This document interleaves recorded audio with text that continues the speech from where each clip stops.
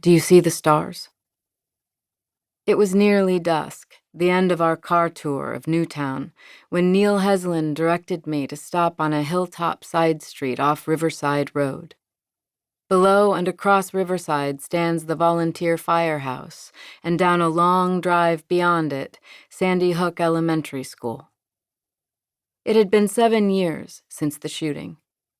Neil's question seemed at first like an effort to lighten the mood. Our conversation had been grim to that point, and I had noticed my mind edging away, like the lazy V of geese I saw retreating toward the silhouette tree line.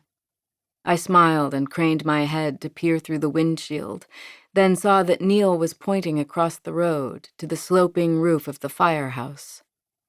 Arranged in waves, suggesting a constellation, 26 copper barn stars gleamed dully in the fading light. One for each of the 20 children and for the 6 educators who died trying to protect them. The 5 pointed stars were so large, 7 feet across for the educators, 5 feet for the children's, that I was surprised not to have noticed them right away. A local carpenter named Greg Nant, whose cousin was a firefighter for the Sandy Hook Volunteer Fire and Rescue, made them in his shop, coating them with lacquer to protect their shine.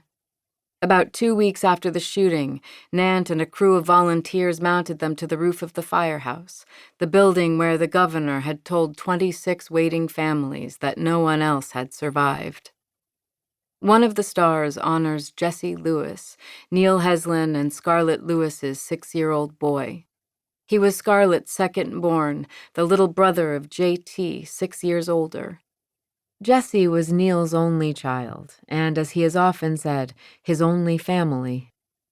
Jesse's star is positioned front and center, just like he would be, Scarlett once told me. Scarlett moved from Fayetteville, Arkansas to Sandy Hook in 1998. She grew up in Darien, Connecticut. An avid horsewoman and artist, she sought a quieter life in Sandy Hook, with more room for both.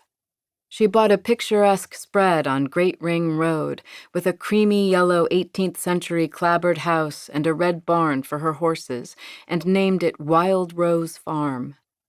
Scarlett worked then for a technology firm in New York that had created a financial trading system, a job that involved visiting the financial houses that had flocked into Fairfield County. In 2000, 2 years after she moved to Sandy Hook, her son J.T. was born, but her relationship with his father frayed a few years later. Scarlett met Neil in the Blue Heron, an antique shop in Milford owned by her mother, Maureen, who had moved to Newtown to be near Scarlett and J.T. Neil had grown up in nearby Shelton and had a small construction business. They struck up a conversation about a tree that had come down on her farm, and Neil offered to remove it for her. Neil was really fun, Scarlett told me. A problem solver and good-natured partner in part-time farming. She wanted sheep and bought a spinner's flock, one in every color. Thanks to inexperience and bad timing, they wound up raising lambs born in January inside the farmhouse, drying them and keeping them warm with a hairdryer. We had lots of farm adventures, Scarlett said, laughing at the memory.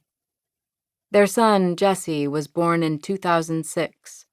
Neil and Scarlett split up when Jesse was a baby, but they shared parenting. Jesse had deep brown, almond-shaped eyes, a broad smile, and a deep voice for a kid that age, bellowing, "Here's Jesse," when he entered a room. He liked to play army guys, wearing a flopping plastic camouflage helmet and rubber boots on missions around the farm, where he kept a shaggy burro named Turquoise, his pony named Chocolate, and his and JT's drooling mastiff pup, Remington. Jesse had stayed with Neil the day before the shooting, in the house Neil inherited from his parents in Shelton, about 7 miles southeast of Scarlett's place. A modest ranch with a deep, wooded front yard. About 7:30 in the morning on Wednesday, December 12th, Neil drove up Scarlett's gravel drive, past the red barn, to collect Jesse. While his parents chatted, Jessie scratched "I love you" into the light frost, coating Scarlett's car door, surrounding the message with hearts. Scarlett told him to stay put and ran into the house for her camera.